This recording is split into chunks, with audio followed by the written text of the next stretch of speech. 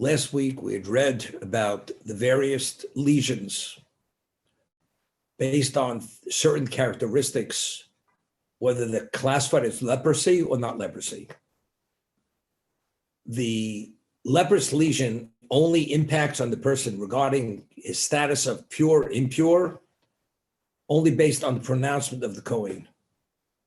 If the Kohen evaluates it and he sees it meets all the characteristics of a leprous lesion, the person does not contaminate unless he has the pronouncement of the Kohen, and only then must he go out of all the camps of Israel.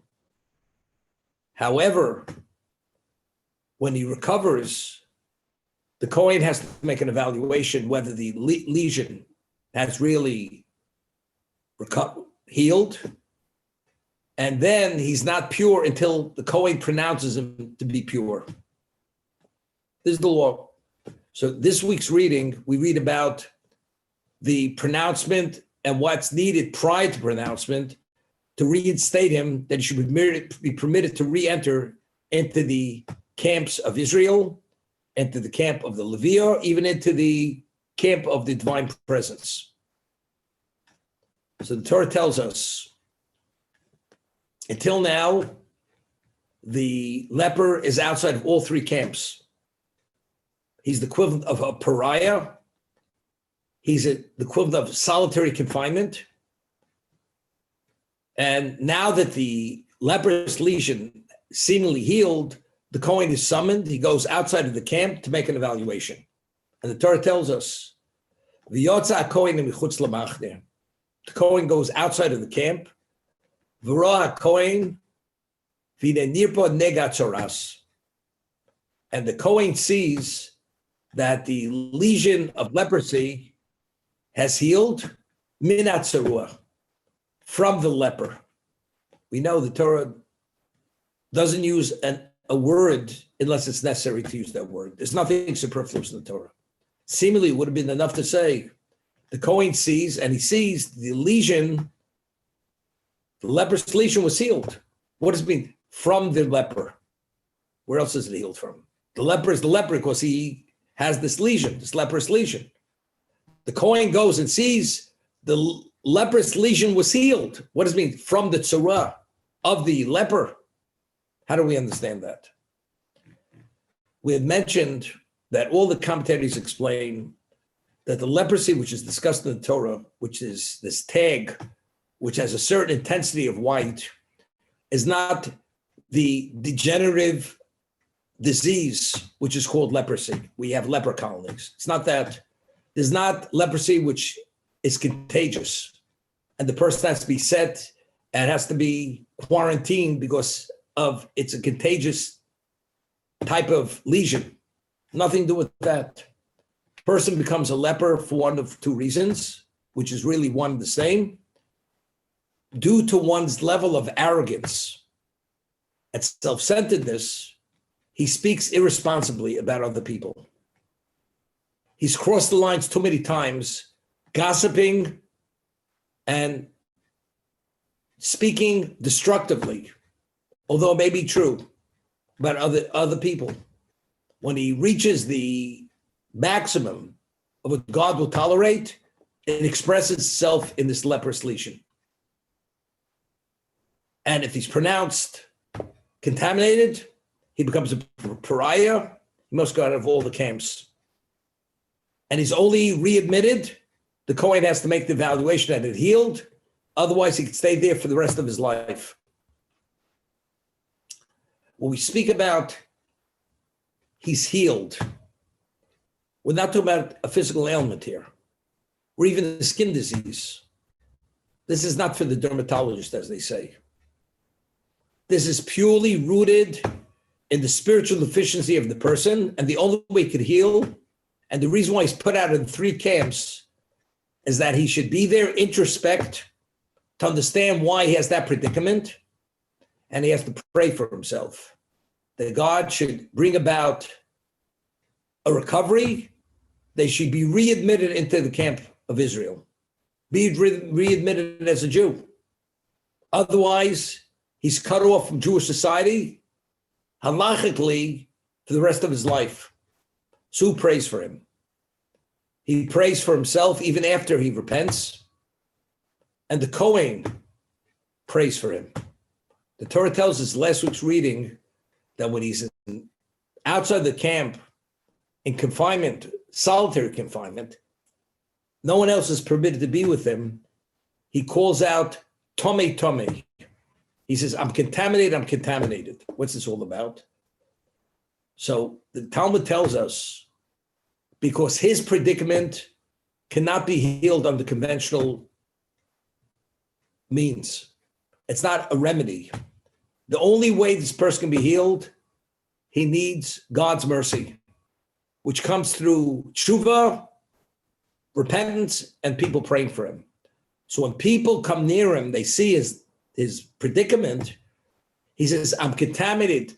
By saying that, he's asking the public to pray for him. He needs tefillas harabim. He needs the prayer of the community. His own prayer may not be sufficient, that he should be worthy of what? Of mercy.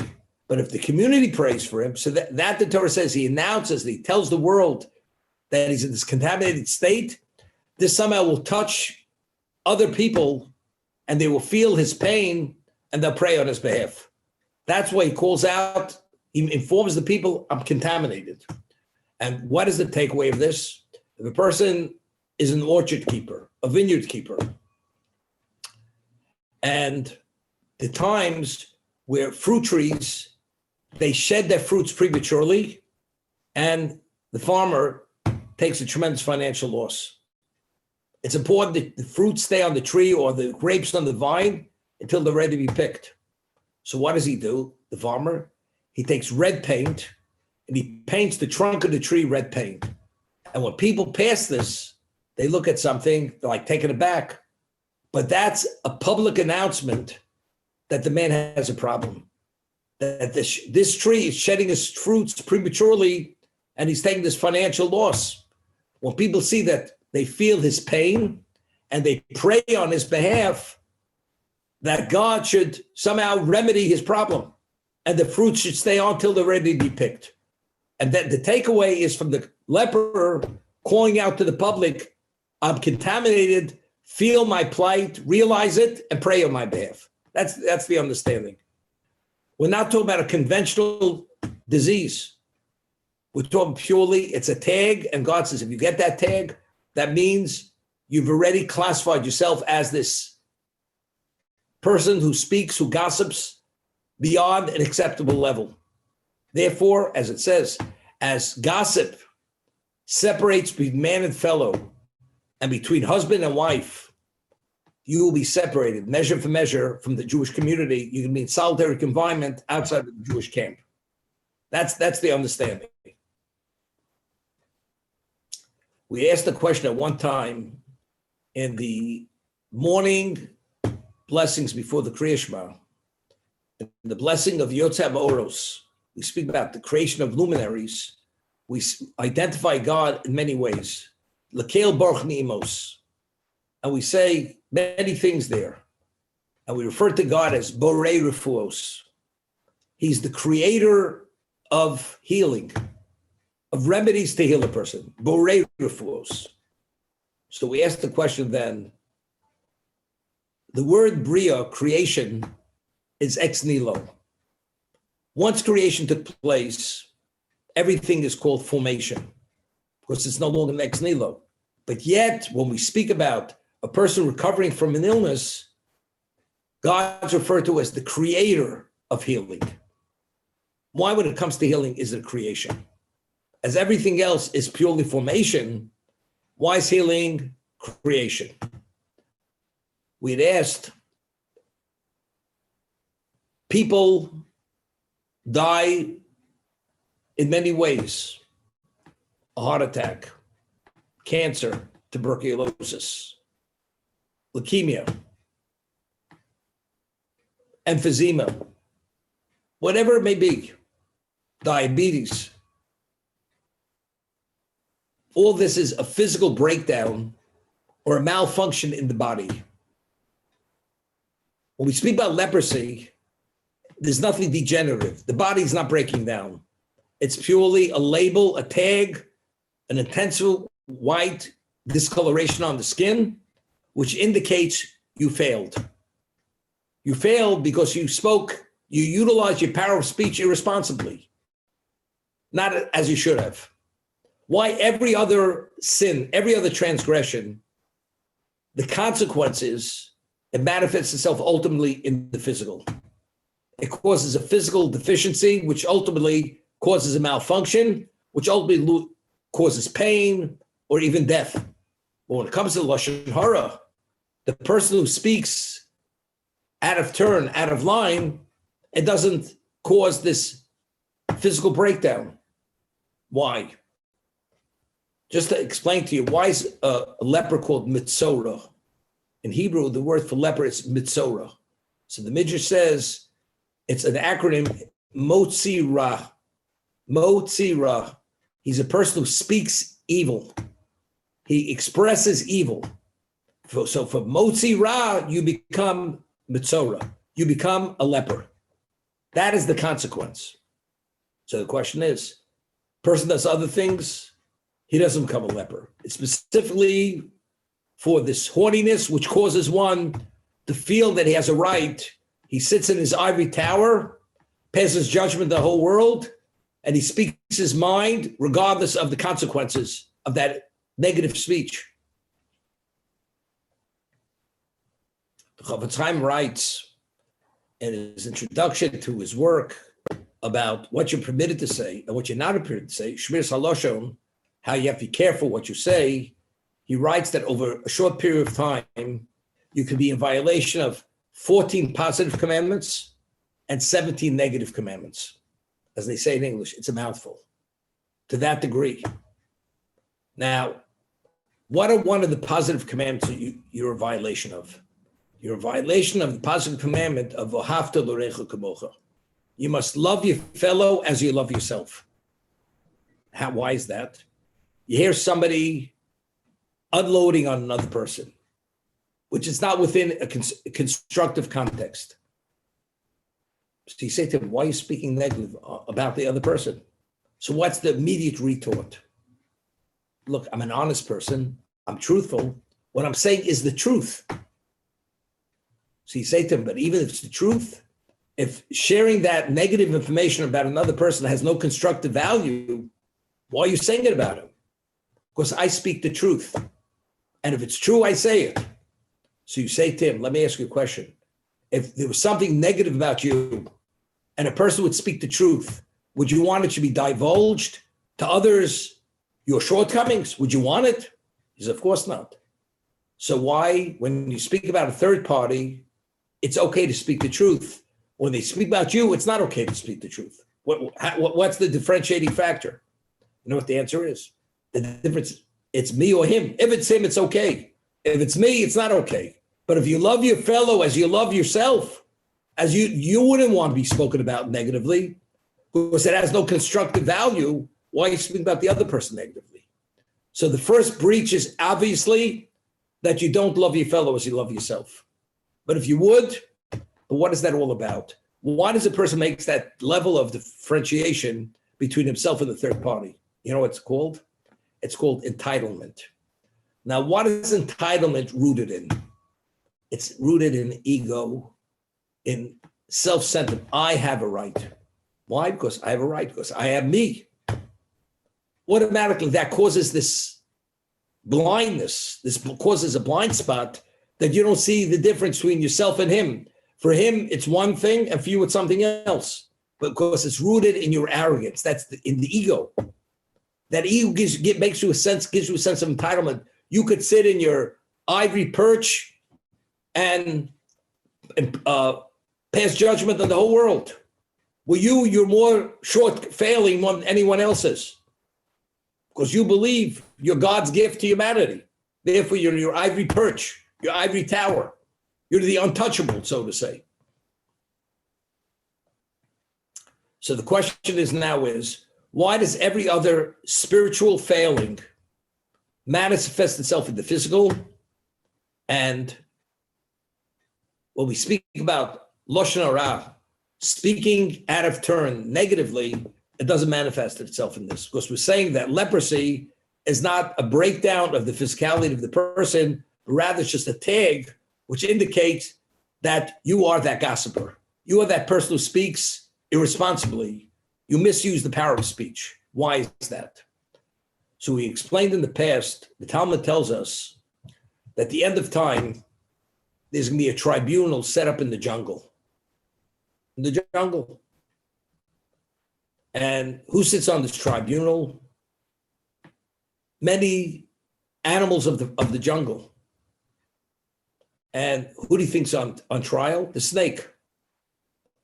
And they say to the snake, we understand the lion, when it attacks its prey, it attacks it and it begins devouring it even before its prey is dead. The bear, when it kills its prey, it first kills it, then takes its remains to its den. So every animal, there's a physical benefit to the animal. But you, snake, when you bite your victim, after you bite your victim, you slither off and leave your victim to die from the venomous bite.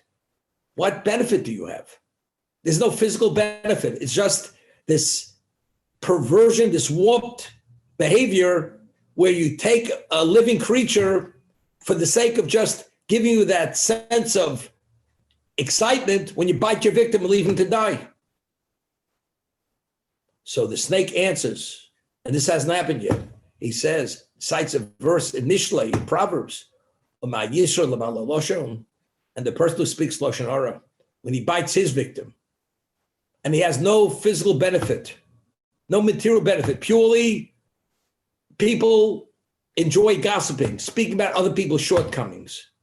What benefit does he have? Am I worse than the human being who speaks irresponsibly?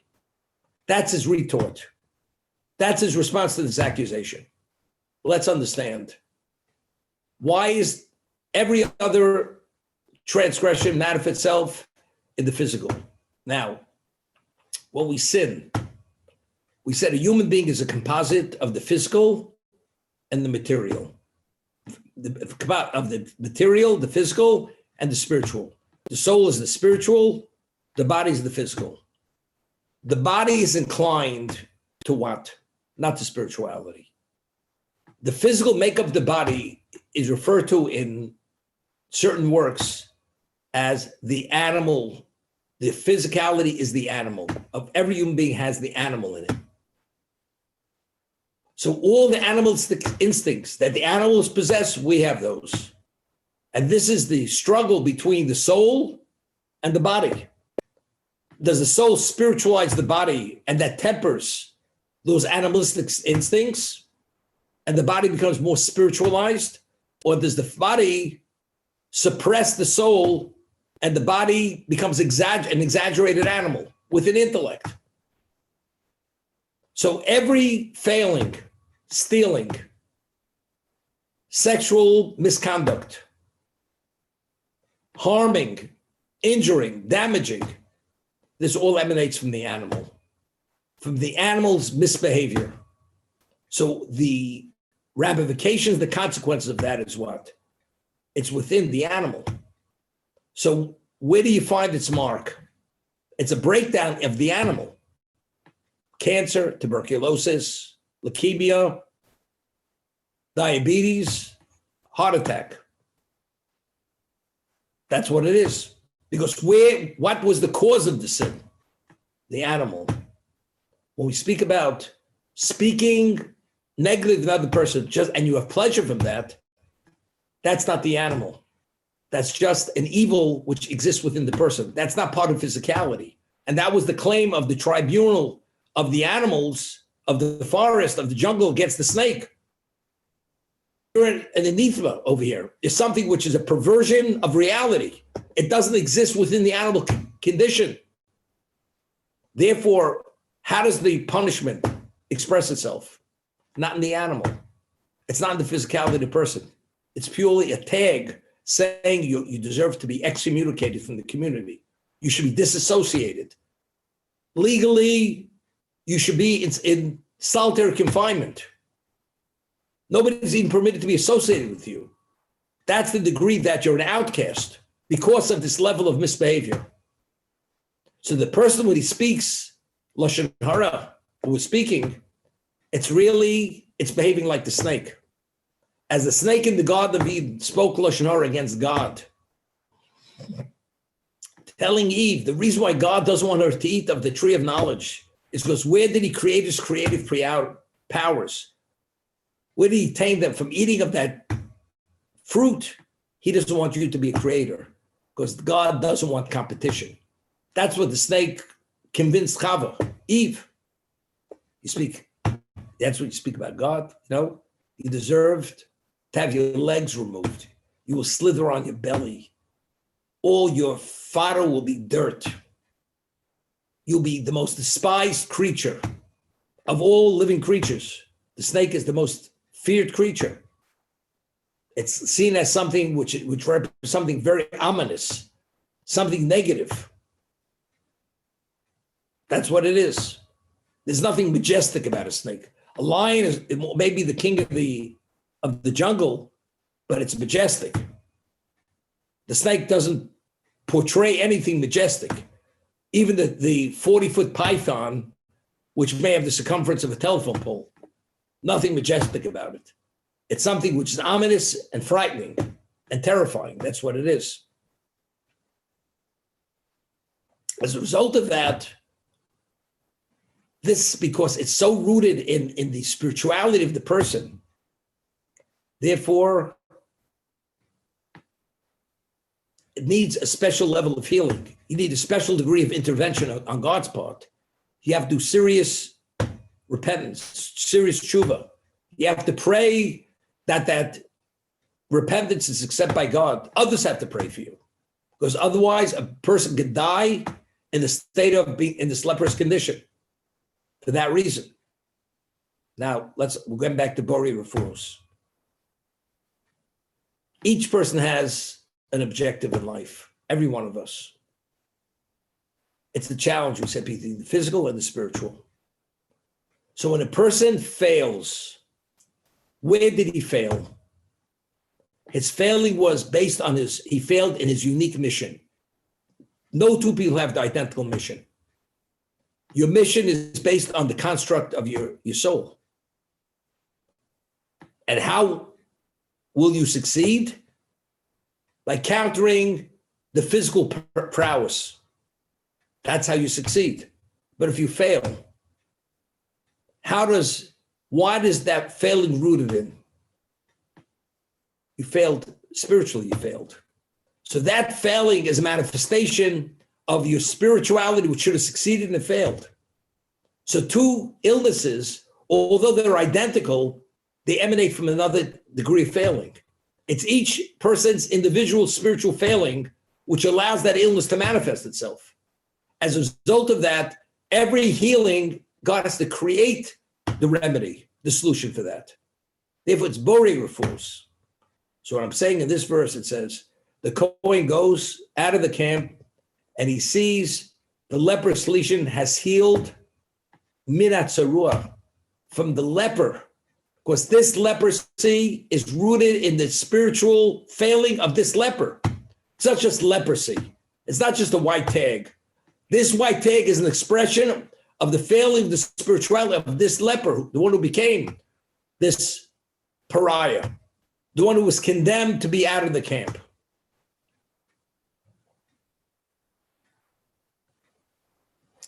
We find that the intensity of the contamination of the leper is identical to the contamination of the remains of a human being. Just as the remains of a human being, you're under one roof with those remains, it contaminates everything under that one roof.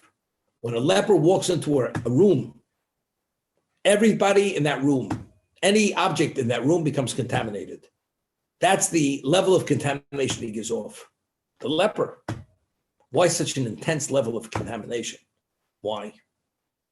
Why does the remains of a Jew give off that level of contamination? Not even upon contact are you contaminated. Even if you're within the proximity under the same roof, that's the level of contamination which is created by the remains of a human being, of a Jew. The leper generates a similar level of impurity. If you're under the same roof, you become contaminated. What do they have in common? So we said by the contamination of the dead, or Chaim HaKodesh, explained based on the Kabbalistic sources, that, in existence, we have various forces. You have positive forces and you have forces which are negative, called nether forces. Nether forces, and that's the balance between good and evil in existence. Every force that exists, it only exists because God has to sustain it and will that it should exist. Otherwise, it ceases to exist. Every force needs some level of sustenance. It has to be sustained with something which is rooted in spirituality. Now, the body of a Jew is what? That is the receptacle for the soul.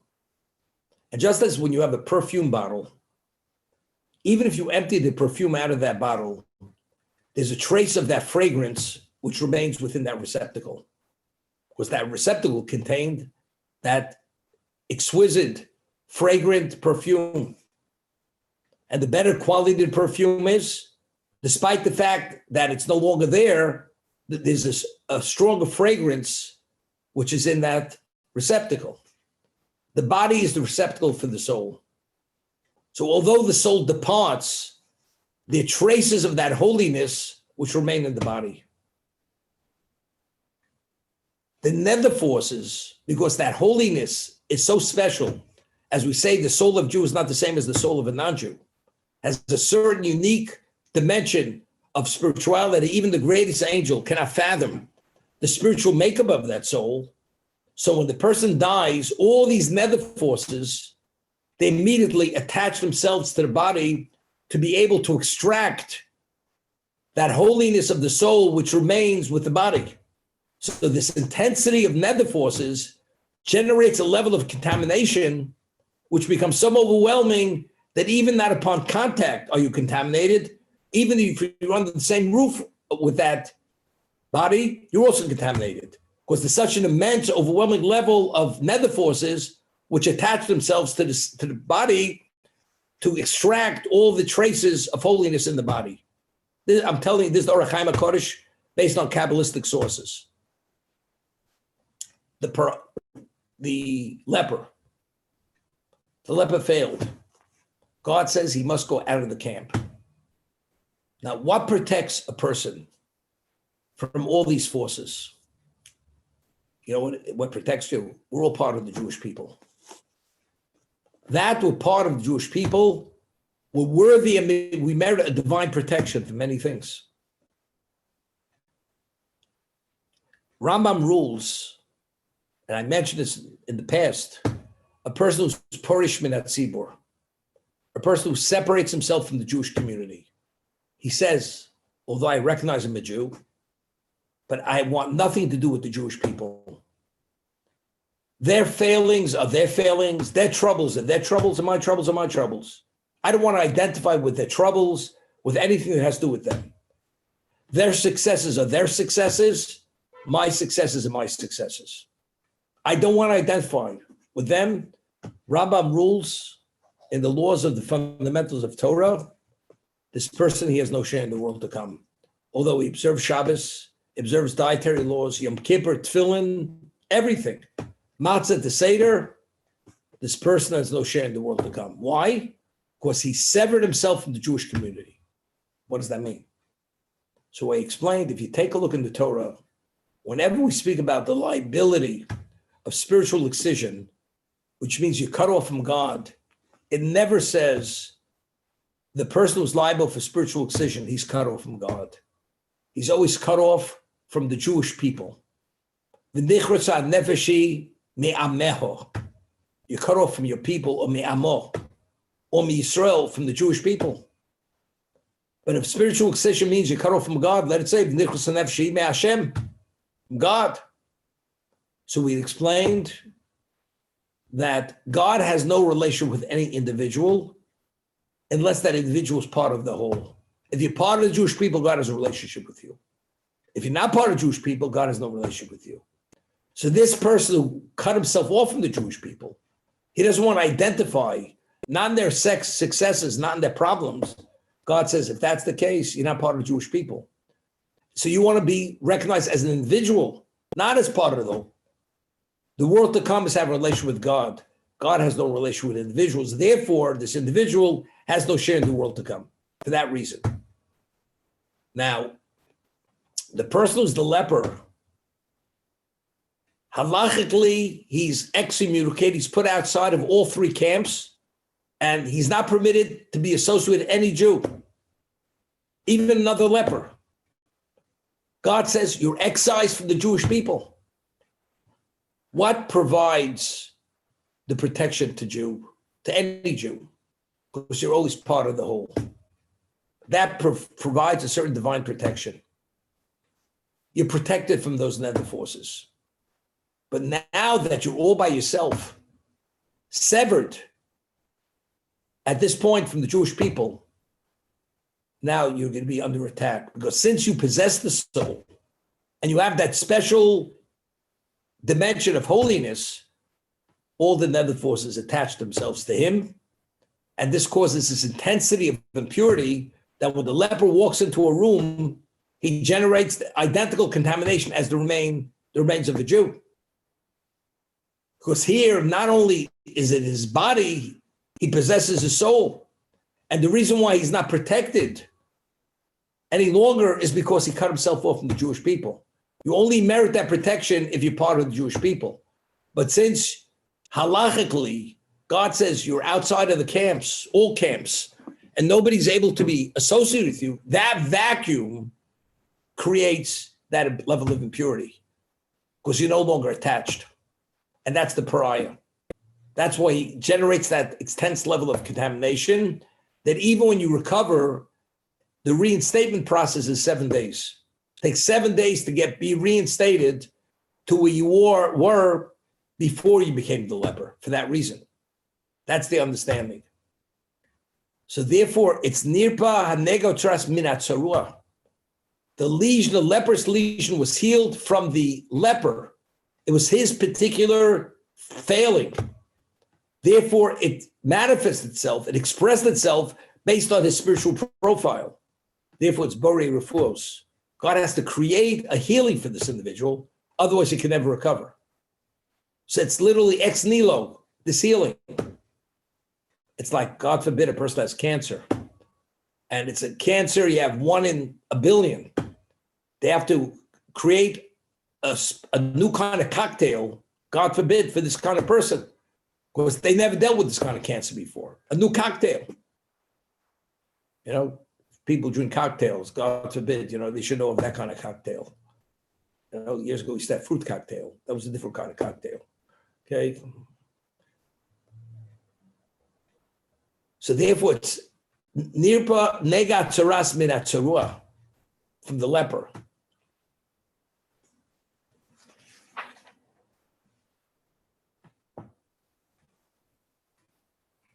Now, what is part of the process?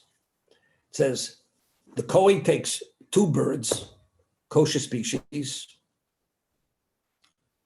and he takes a piece of cedar wood, a crimson cloth, which is called shenisolas, a crimson, and he takes an azov, a hyssop grass, which is a low-growing grass.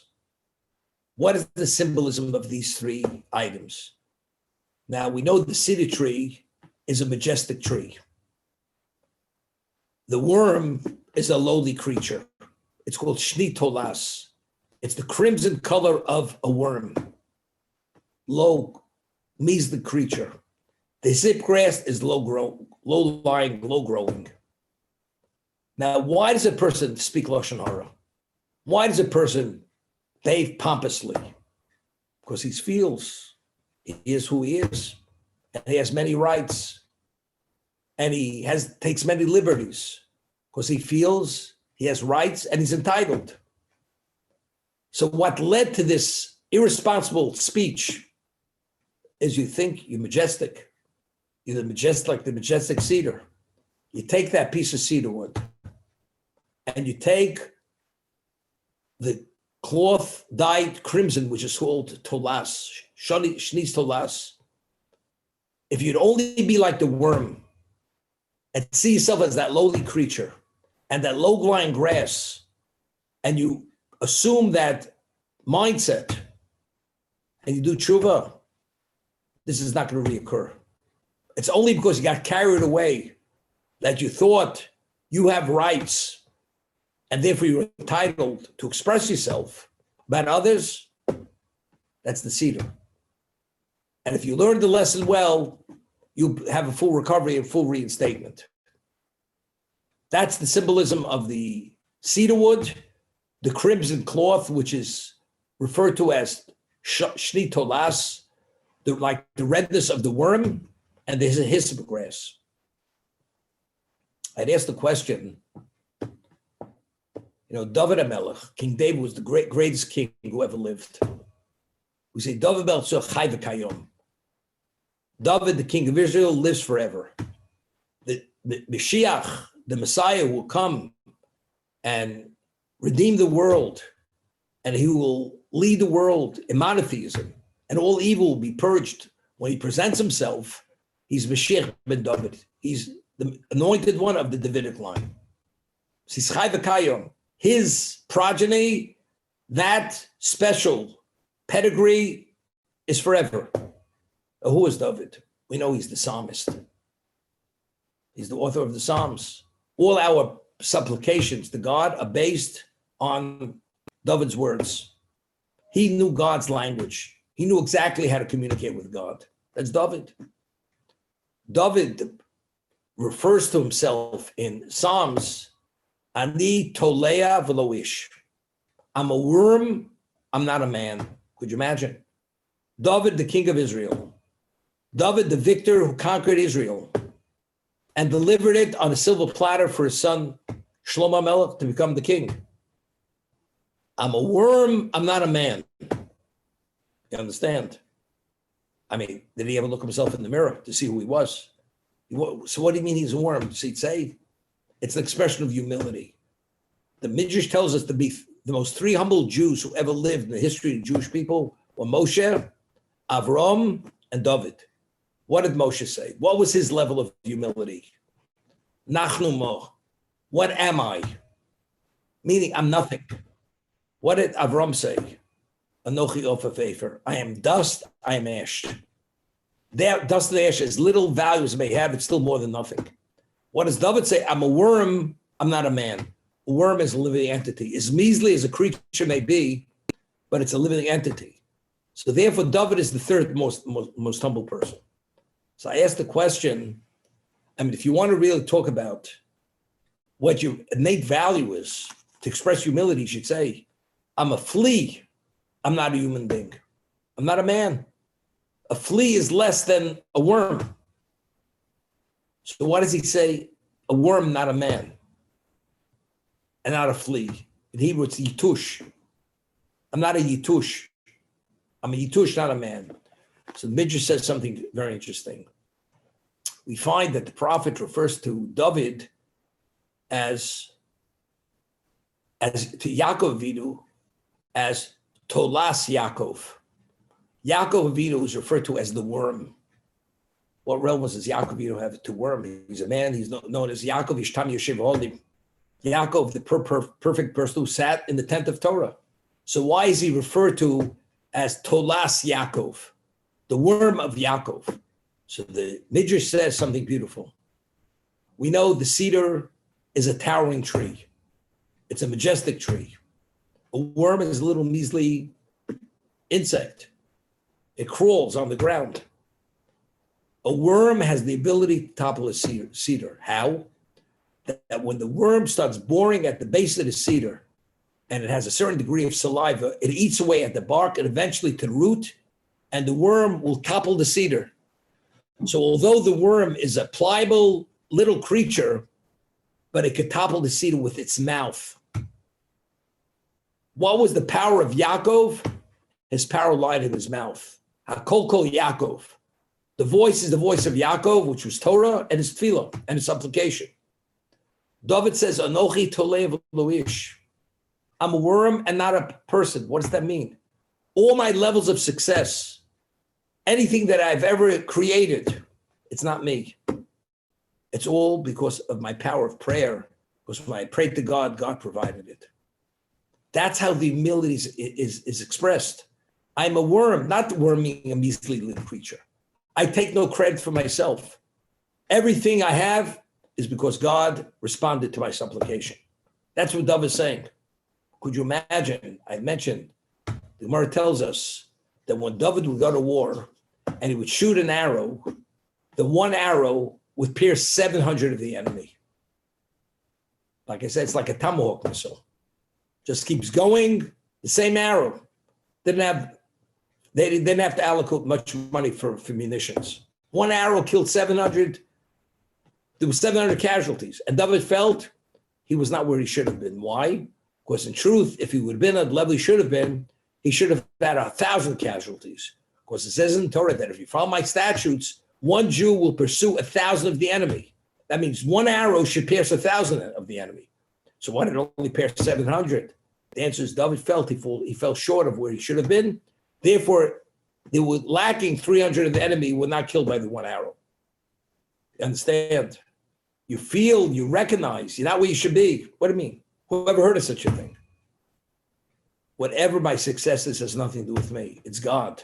And if God did not do more than that, that tells me exactly who I am. That's how David expresses his humility. You take the acacia wood, the cedar wood, which is the cause why people feel they're in a position they could express themselves about someone else. That's the ego. That's the entitlement. That's the arrogance which lies with every person. I could speak my mind. I speak the truth. Although you don't want the truth to be spoken about you, but I speak the truth. Therefore, the cause is what? Is arrogance. That you feel you have the right. You have to come off your high horse, as they say. And you have to be humble, like the hyssop grass, and like the worm that crawls on the ground. If you have that level of humility, you'll understand why, although you know the shortcoming of someone else, unless that's constructive value, you're not permitted to say it and express it.